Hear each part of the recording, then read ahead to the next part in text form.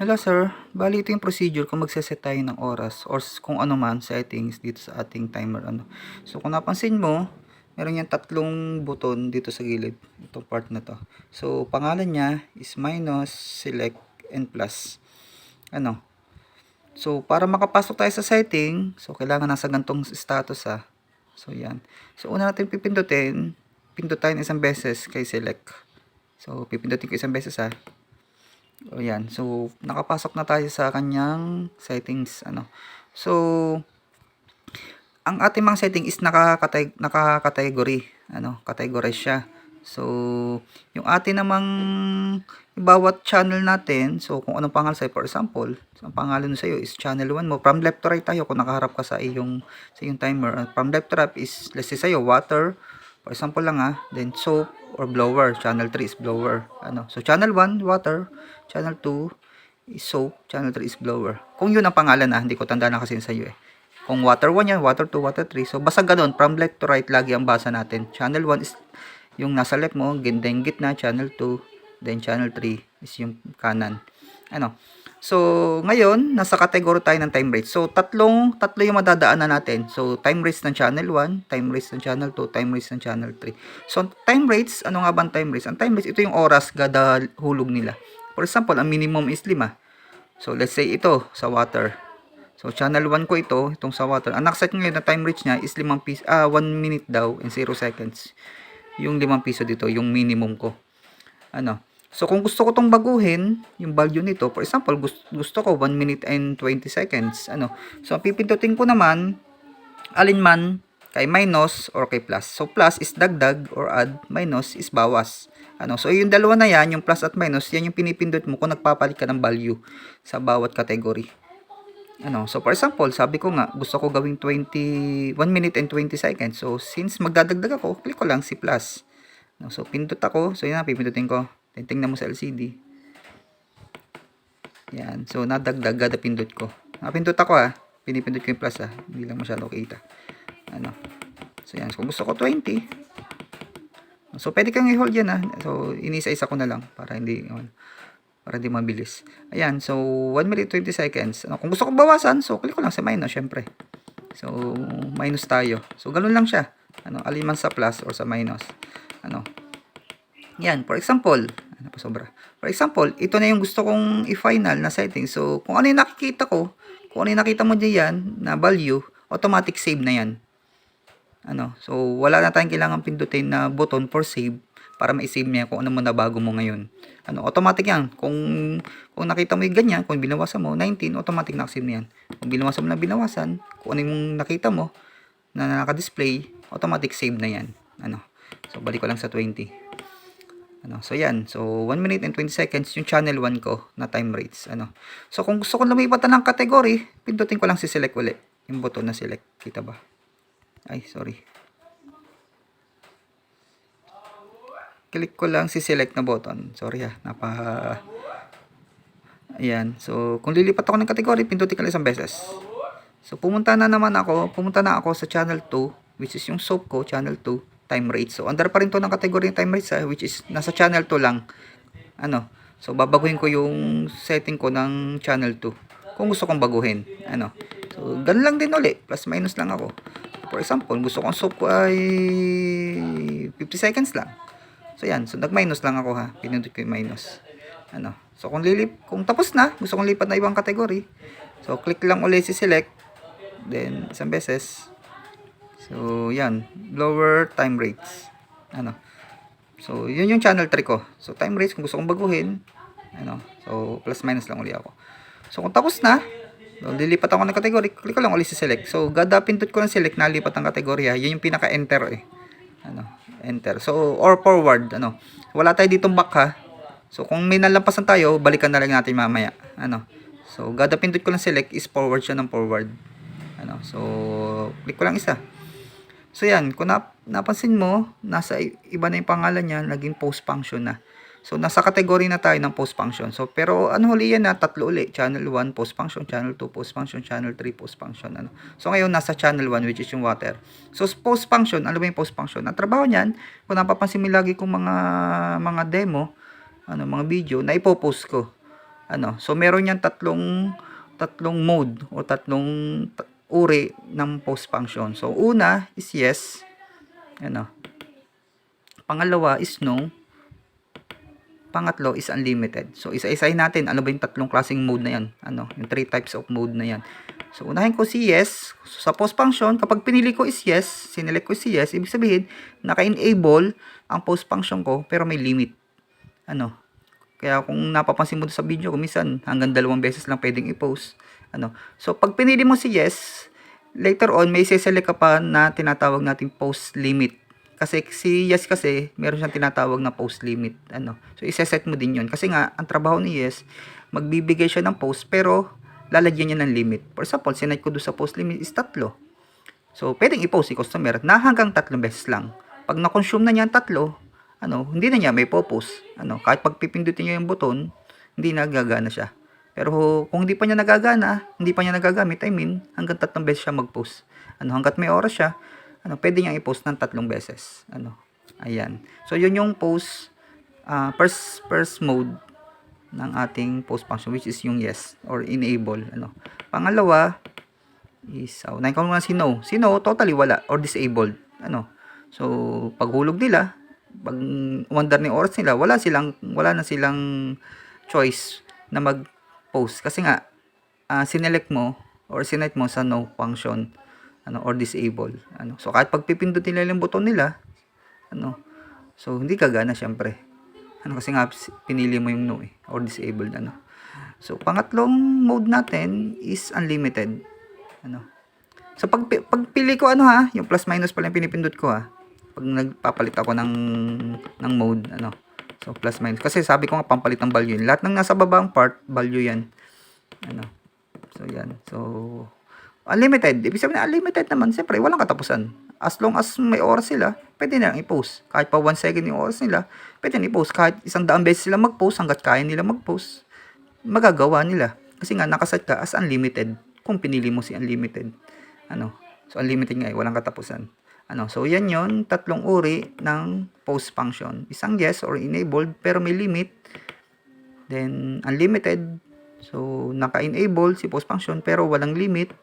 Then no is disabled. So totally walang post function. Ano, so bahala ka na mamili. So per channel uli yan ha. Sa ngayon kasi nasa channel 1 tayo. Bahala ka lang piliin. So yes ko na lang. Yung sa akin gusto ko. So lipat ako. Kinilike ko si select. Lipat ako channel 2 post function. Naka-yes lang din. So, kung yun ang gusto ko, so, lipat ako ng ibang category. So, third channel ng post function, naka-yes din ako. Ano, so, yun. Yun yung trabaho ni post function, category. Ano, so, kung tapos na, lipat ng, enter lang uli ako or select. So, lilipat ako ng pangatlong category, which is coin limit. Ano, so, kung napapansin mo lagi din sa video ko, na, tawag dito, na pwede tayong maghulog ng piso pero hindi agad gumagana kahit pa pinipindot ko yung mga button. Ano, so per channel din ito So ngayon nasa minimum coin limit ng channel 1 which is yung water. So sinet ko is 5 piso. Kasi nga gusto kong minimum pag gagamitin si water yung channel 1 ko is 5 piso. Kung maghulog sila ng piso hindi gagana kasi nga may minimum tayo Ano. So yun. So bahala ka na. So magbawas minus or magdagdag. So for example, dinagdagan ko o 10 piso or 11 pesos. Ano. Gusto kong bawasan ang minimum ng channel 1. So, yan yung. Bahala ka na. Ano. Ayan. So, yan. So, 1 pesos ang pinakamababa na minimum. Ano. So, bahala ka. 2, 3, 4, 5, 10, 100, 1,000. Bahala kang maglagay. Ano. So, per channel uli yan So, yan yung trabaho ni Coin Limiter. Kaya dito, sa ating bendo, kahit pipisuhin yung barya nila, magagamit nila. Ano. Kasi nga, hindi naman gagana yung ating timer kung pipiso lang naman ang isinet nila. Kung mas mataas naman yung isinet mong minimum sa piso. Unless ang isinet mong minimum is piso, syempre gagana na yun. Ano, pero kung mas mataas sa piso, hindi siya gagana. Ano, so yun ang kagandahan sa ating timer.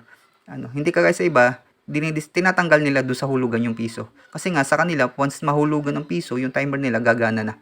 Kasi wala silang tinatawag na coin limit, ano, or yung limiter na tinatawag na ganyan. Ano. So, yan. So, per channel din yan. So, for example, gusto ko na sa channel 2, lipat ako. So, coin limit. Wag mo naintindihin yung aking sira kasi ito LCD na to. Ito kasi for testing ko lang.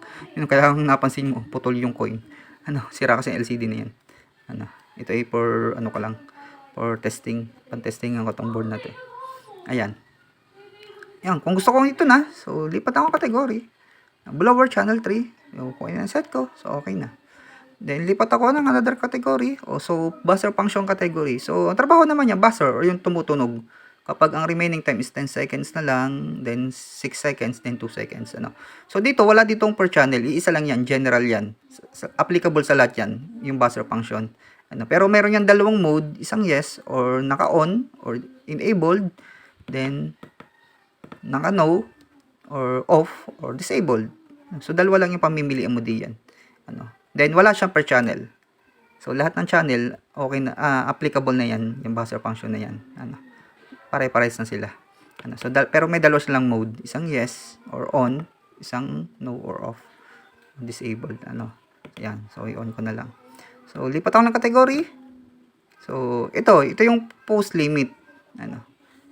Ito yung kung tanda mo kanina, yung post function, kapag naka-enable, kapag yung post function is naka-yes or tama nga, naka-enabled, i-apply niya itong post limit kasi pinili mo is yes eh.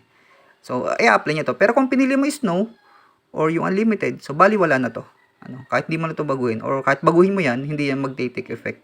Kasi bali wala kasi nga hindi mo naman pinili si yes eh or si enabled, So, applicable lang to kapag naka-yes doon sa ating post function, So since naka-yes yun lahat kanina, so kailangan ko tong baguhin. Kasi nga gagana to eh. Itong susundin ni Bendo eh. So channel 1 ko naka-yes doon. So asan ko ngayon sa channel 1 natin, water post limit channel 1 is 2. So kung gusto kong dagdagan, so plus minus lang din uli ako pag pindot ko. So yan, bahala ka ng dagdagan. Kung anong gusto mo. Gusto mo isa lang, 2, 10, 10, 100, 200, bahala ka, 1,000, bahala ka na. So, ako madalas 2 or 3 lang eh. Ganyan lang ako. Ayan, for example, 2. So, sa channel 1 ko 2, 3, sorry. Channel 2, so, 2 lang. Okay, minsan, kasi ako, yung soap ko, hindi ko nilalagyan ng post eh. Nakano na agad yun eh. Kasi nga, ang soap ko, madalas, 45 seconds lang, Wala na silang post kasi sabon naman yun. Huwag na sila mag-post doon sa tubig na lang. Ako ganun na diskarte ko eh. So naka-off agad yung post function ko sa soap. Doon sa post function niya, channel 2. Then lumipat ako sa blower channel 3. So yan. Kung naka-yes ka doon, so applicable yan. So bahala ka na kung anong gusto mo i-set. So 3 rin siya na, 3 channel yan. Then ayan. So wala na. So, pinaka-huli pala is yung post limit. So, ilan ba yung kategorya? 5 yata or 6?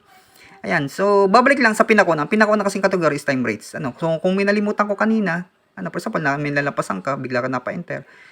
So, hindi mo na siya mababalikan kasi wala naman tong back button eh. So, yung select kasi is forward button yan. So, kung nalimutan mo, babalik naman siya. Kasi para tong carousel eh, bumabalik lang. Umiikot lang, So, kasi ganyan, pumindot ka lang select ka, napindot ako. Nalampasan ka, so, babalik lang uli yan sa pinakauna. Yan, paikot-ikot lang yan. Napansin mo, pindot ako ng pindot ng select. Pero nagpapalit ng category.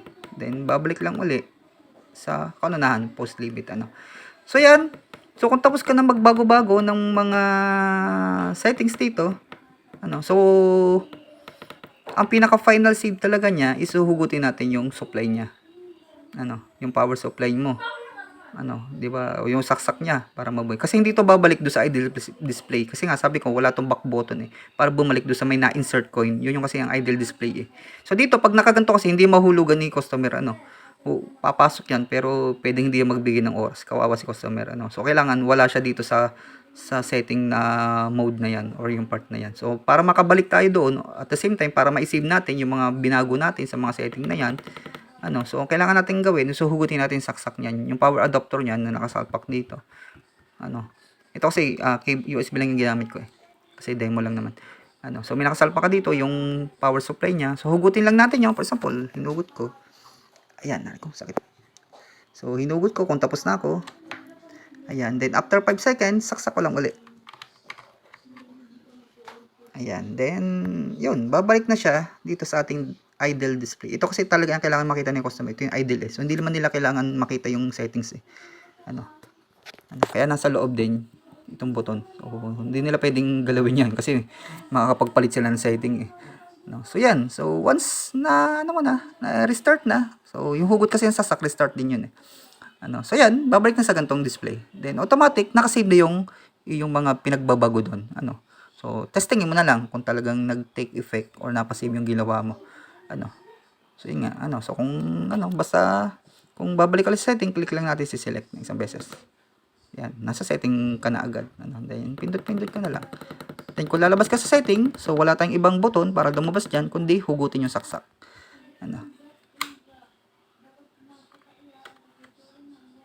Ayan, sinaksak ko ulit. So yan. So ganoon lang 'yun. Naka-set na 'yan, So, hindi ko lang matetesting kasi wala akong mga button eh. Hindi ko matetesting ngayon, So pero automatic naka-save na 'yan. So testingin mo na lang sa'yo. So ganoon lang siya kasimple, ha. Thank you.